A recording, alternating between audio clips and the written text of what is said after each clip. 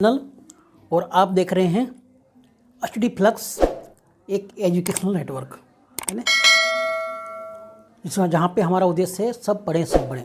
दोस्तों आज है 16 मार्च 2024। तो आज दिन तक सामान्य ज्ञान के जो भी महत्वपूर्ण प्रश्न थे वो हमने इस वीडियो में लेकर आया हूँ, वो मैं आपके साथ डिस्कस करूँगा और उससे संबंधित प्रश्न के बारे में भी बात करेंगे। अगर आप किसी कॉम्पिटिशन परीक्षा की तैयारी कर रहे हैं तो आप सही जगह पे हैं। यहाँ पे आपको महत्वपूर्ण देश दुनिया से महत्वपूर्ण घटनाओं पर आधारित प्रश्न और उनके साथ में उत्तर और उससे संबंधित जीके के बारे में आपको ज्ञान दिया जाएगा, है ना। और अगर आप पहली बार हमारे चैनल पर आए हैं तो हमारे चैनल को सब्सक्राइब करके और लाइक करके ज़रूर जाएं, क्योंकि आप लाइक करेंगे तो ये वीडियो ज़्यादा से ज़्यादा लोगों तक पहुँचेंगे, है ना। तो जो जीके पढ़ने के इच्छुक हैं उनको ये चीज़ मिल सकती है, ठीक है। चलिए दोस्तों ज़्यादा बात नहीं करते हुए वीडियो पर चलते हैं और पढ़ते हैं सारे जीके। पहला प्रश्न है, हाल ही में जारी वैश्विक मानव विकास सूचकांक में भारत की रैंक क्या है? ठीक है, प्रश्न एक बार फिर से, हाल ही में जारी वैश्विक मानव विकास सूचकांक में भारत की रैंक क्या है? तो भारत की रैंक क्या है इसमें? D134। ठीक है, सही जवाब क्या होगा? डी, और जो जवाब क्या होगा? 134वां रैंक है भारत का। ठीक है, मानव विकास पर संयुक्त राष्ट्र विकास कार्यक्रम UNDP की नवीनतम रिपोर्ट के अनुसार वैश्विक मानव विकास सूचकांक में भारत का 134वें स्थान पे है। वहीं भारत के पड़ोसी चीन और श्रीलंका उच्च मानव विकास श्रेणी से क्रमशः 75वें और 78वें स्थान पर है। भारत को मध्यम मानव विकास के अंतर्गत वर्गीकृत किया गया है। भूटान 125वें और बांग्लादेश 129वें स्थान पर है। ठीक है, अगला पॉइंट है, हाल ही में चर्चा में रही डेमोक्रेसी रिपोर्ट 2024 किसके द्वारा जारी की गई? हाल ही में चर्चा में रही डेमोक्रेसी रिपोर्ट 2024 निम्न में से किसके द्वारा जारी की गई? तो सही जवाब की वी-डेम संस्थान। वी-डेम संस्थान यानी सही जवाब का होगा डी। ठीक है, वी-डेम संस्थान ने डेमोक्रेसी रिपोर्ट जारी किया है। ठीक है, वी-डेम संस्थान द्वारा जारी डेमोक्रेसी रिपोर्ट 2024 की रिपोर्ट में भारत को लोकतांत्रिक स्वतंत्रता से जुड़े कई मैट्रिक्स पर डाउनग्रेड किया गया है। यानी ये रिपोर्ट में ये बताया गया कि भारत में लोकतंत्र का हनन हो रहा है। डेम इंस्टीट्यूट दुनिया भर में लोकतांत्रिक स्वतंत्रता पर एक नई नज़र रखता है। वी-डेम इंस्टीट्यूट, इसका फुल फॉर्म होता है वैरायटी ऑफ डेमोक्रेसी, की स्थापना 2024 में स्टीफन लिंडनबर्ग द्वारा की गई थी। स्टीफन लिंडनबर्ग एक स्विट्जरलैंड का राजनीतिक विशेषज्ञ है। ठीक है,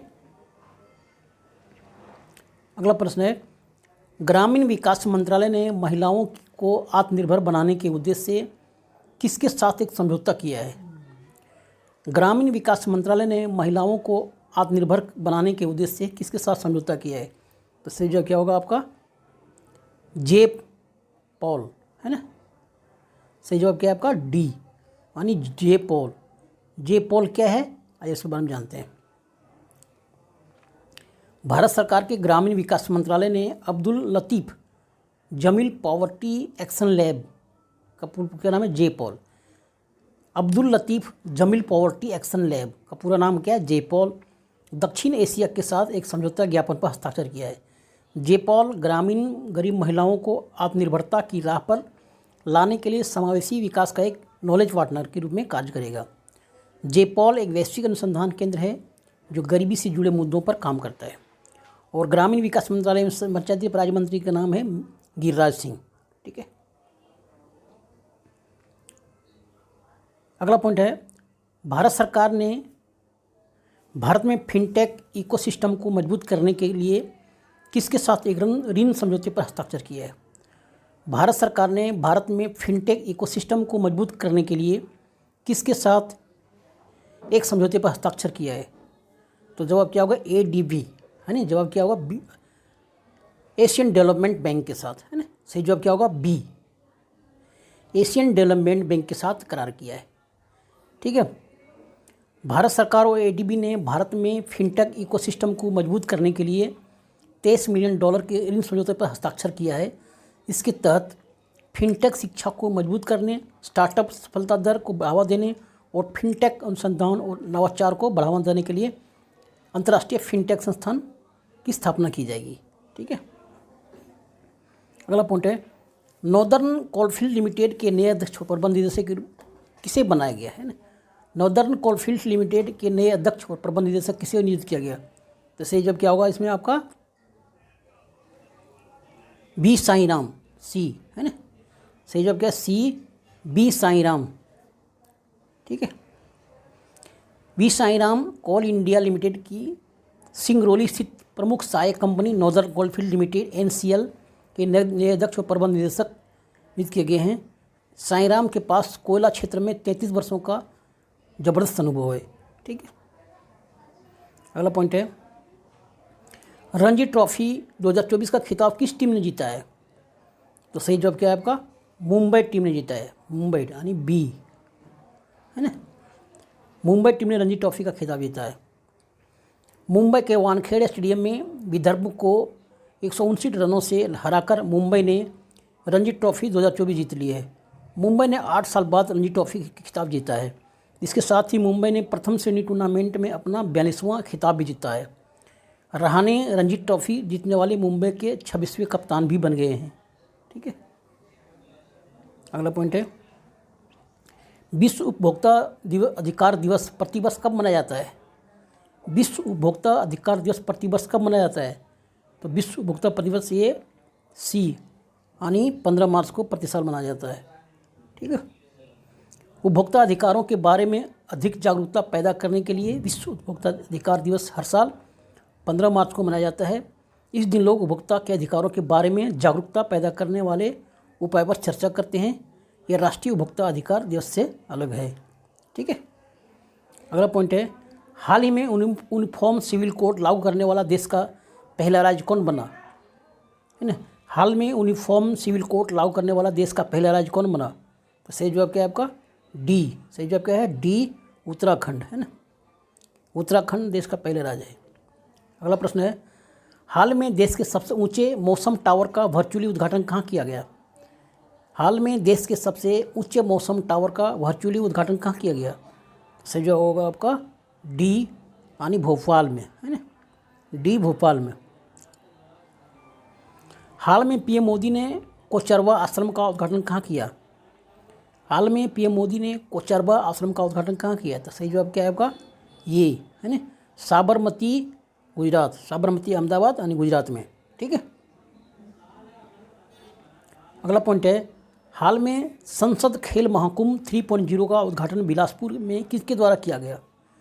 हाल में संसद खेल महाकुंभ 3.0 का उद्घाटन बिलासपुर में किसके द्वारा किया गया। सही जवाब क्या है इसमें आपका,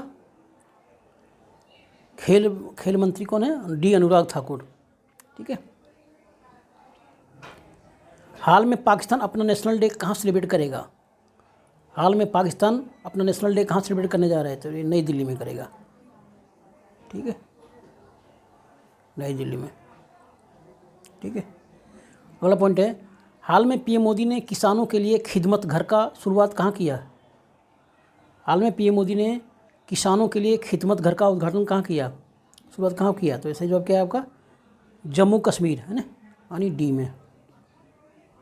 ठीक है। हाल में 15वें बेंगलुरु इंटरनेशनल फिल्म फेस्टिवल का उद्घाटन कौन किया। हाल में 15वें बेंगलुरु इंटरनेशनल फिल्म फेस्टिवल का उद्घाटन कौन किया।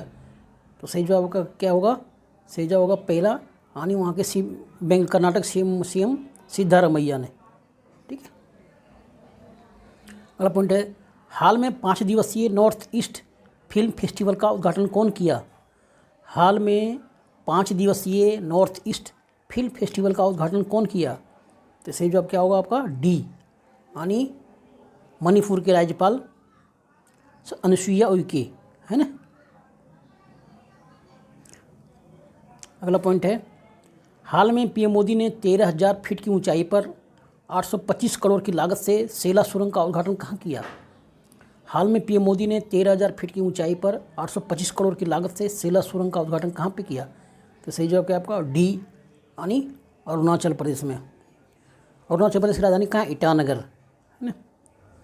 थैंक यू दोस्तों, इस वीडियो में इतना ही। मिलते हैं अगले वीडियो में अलग टॉपिक साथ में। आप वीडियो को लाइक और सब्सक्राइब जरूर कर लें ताकि कोई भी वीडियो आपके साथ तुरंत पहुँच जाए। Thank you.